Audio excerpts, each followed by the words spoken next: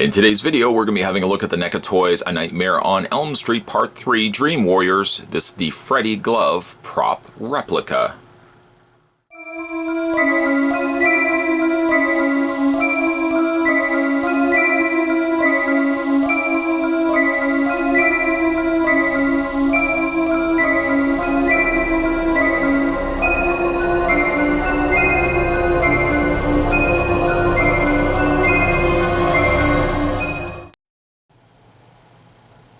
I picked this up from my local comic book store, and here in Canada, the price of this glove was about $110, and then, of course, some tax added on top of that.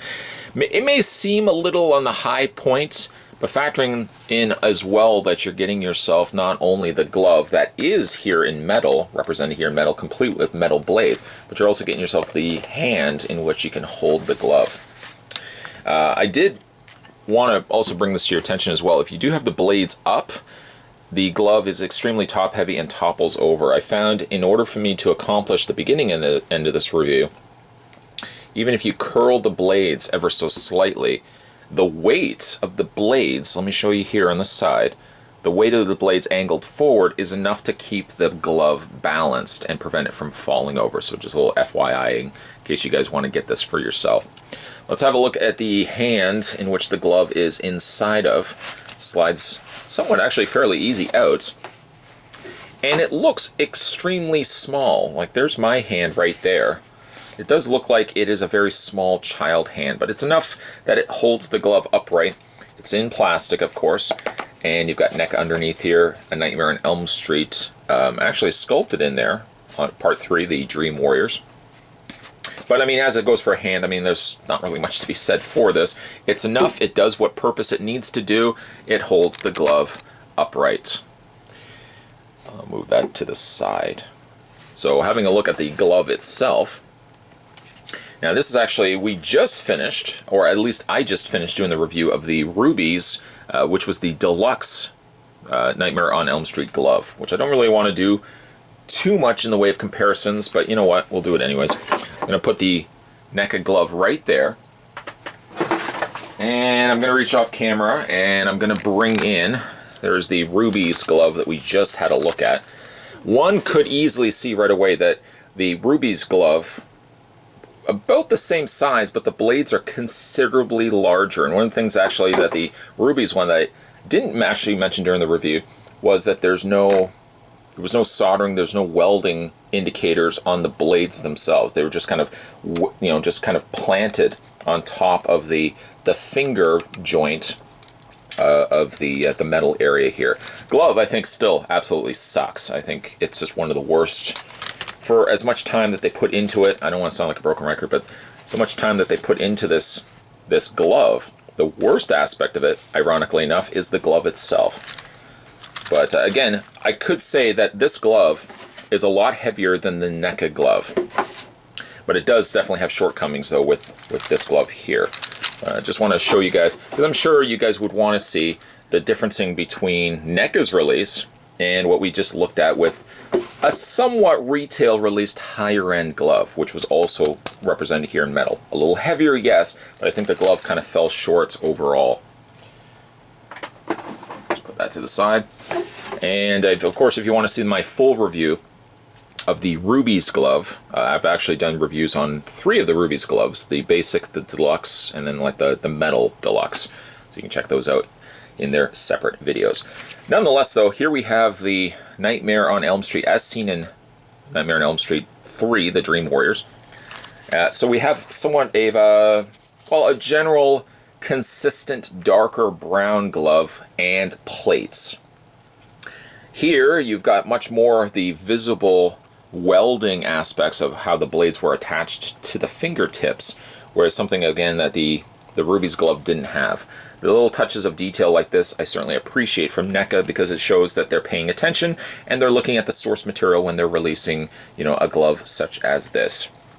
All the rivets here as well also appear to be metal, which is something that the Rubies did not have. They were using plastic or very, very thin metal that gave the indicator that it was a plastic, at least to me. It's been bolted here. The platelet has been bolted to the glove itself. A very nice discoloration of the glove. I'll talk about that in a second, but I do like the scratchings to the blade, to the actual plate, looking like this would be either like a really old piece of metal that Fred Krueger would have, you know, forged very crudely, of course, and that, and the fact as well that Freddy's been using the glove for a while. So couple the two together, you've got some nice little wear areas. This area here is slightly worn, but then you've just got like a whole general scratching to the plates, or at least to this plate, and I do really like that. The blades are individually hinged, so again, you can rotate those, especially if you're spreading your fingers out. I'm going to actually try to put the glove on as well, which is actually, at the time of doing this review, I have yet to try this glove on. I want to actually put it on during this review to get my initial first thoughts of it, as opposed to, you know, me walking around the house going like that, you know, all day, and then doing the review of it. I want to do a first, kind of an overall first opinion of it. So the blades are good. I like the blades. The blades themselves, of course, are a little slightly discolored. It looks like they've got just kind of residue on it, so it's not a clean blade. I respect that. You know, giving it a clean blade would have not made it look very realistic. You got the little burn areas on the blades where it would have been, you know, attached to the fingertips, so that's also quite good.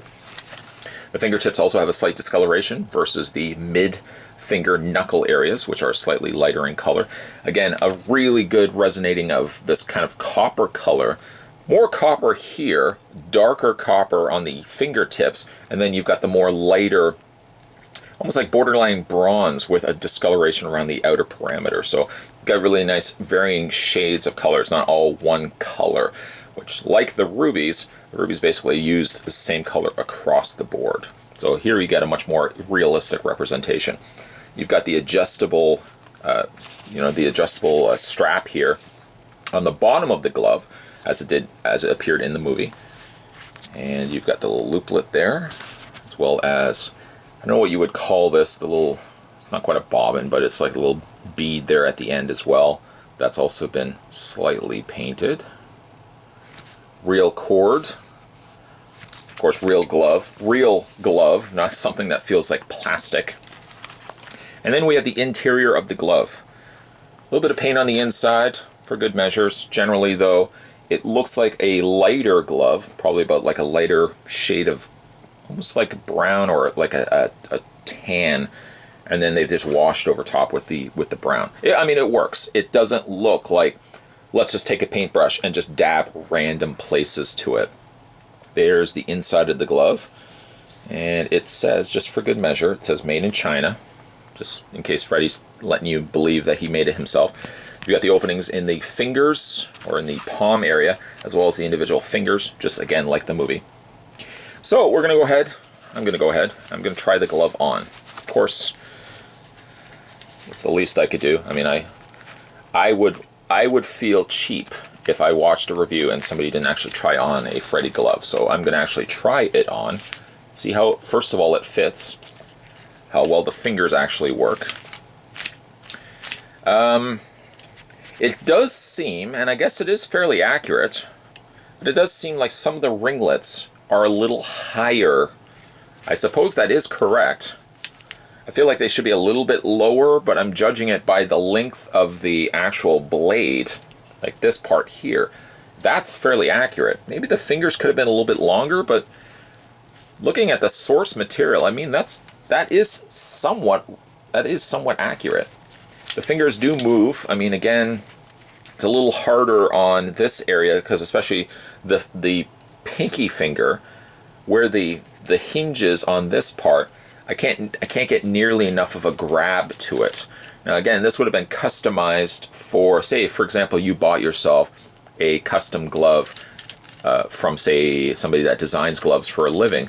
They could customize a glove for your fit.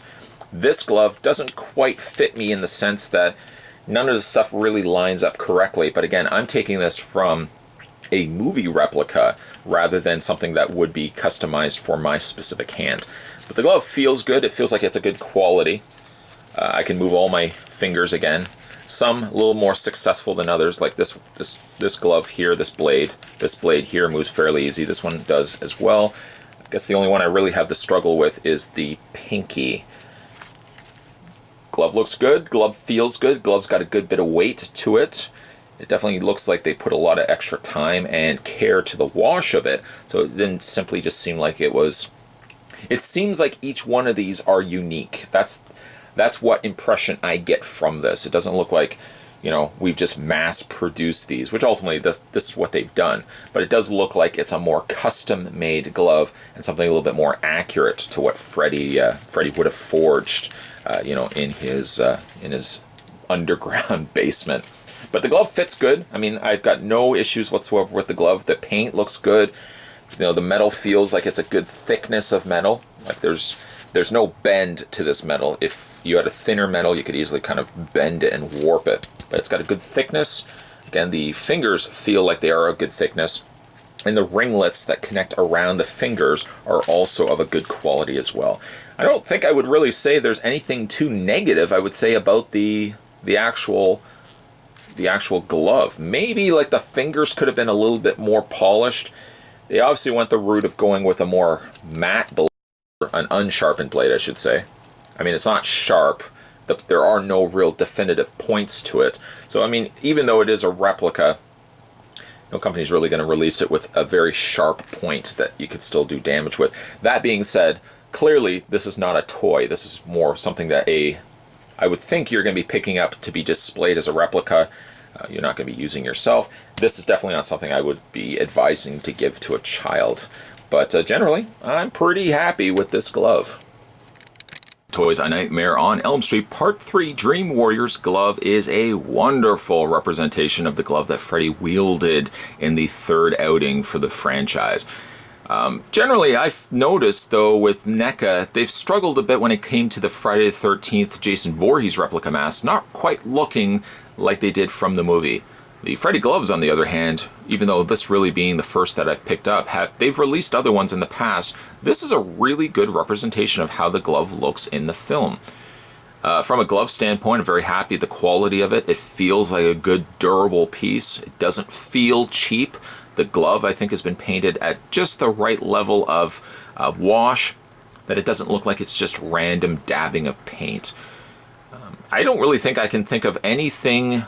I can't think of anything that I would say is a negative to the glove itself. Maybe about the only thing I would have advised is I wish that the hand could have stayed the same, but if maybe they had put a circular base underneath it with maybe like a placard that could have said A Nightmare on Elm Street. For starters, it would have given a little bit more stability to the glove, because as you can see here, me bending the fingers have kept the glove standing perfectly fine. If I had the glove fingertips completely straight, we wouldn't be having as much success. This glove would be toppling over frequently.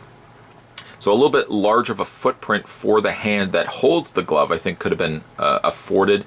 And maybe they could have expanded the base of the bottom of the hand so that they could have put a placard on the front of it. So because if you're not necessarily going to be wearing the Freddy glove, and I would hope maybe a lot of times you're just going to be displaying it like what I'm doing right now, maybe putting a little extra oomph into a base, something that could have showcased where the glove came from, maybe a little bit of a movie poster, smaller size. A lot of those little bells and whistles could have really been appreciated.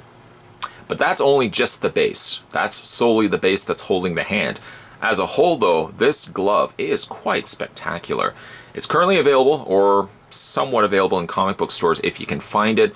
Again, here in Canada, it was about $110 with of course, tax added to that as well. So it's a little bit more of a higher-end premium release of the glove. Of course, you can get more affordable versions of the glove, but I think to get a good representation of a true prop replica, shy of going out and reaching out to artists online that are doing it themselves, I think this is probably one of the better retail release gloves I've seen in hand.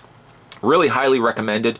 Again, the price point's going to be a little bit higher, but if you can afford it, I would definitely say add this glove to your collection. Today, once again, we were having a look at the NECA A Nightmare on Elm Street Part 3. This was the Dream Warriors replica Freddy glove. If you guys haven't had a chance yet to subscribe to this channel, make sure you hit that little subscribe button down below. And if you also want to maybe check out some other previous Freddy gloves that I've done, not only from NECA, but some of the artists that have that I've worked with here on the internet, You can also check out my Freddy gloves playlist. You can check out the NECA, of course, that's going to be on there. The Rubies are going to be on there. And again, some of the other gloves that I've worked with, like Dark Dream Design and stuff like that as well. So you can check those out if you want, maybe see some of the previous gloves that I've reviewed. And of course, many more reviews will be heading your way soon. As always, guys, thanks for watching, as you always do. I'll see you next time.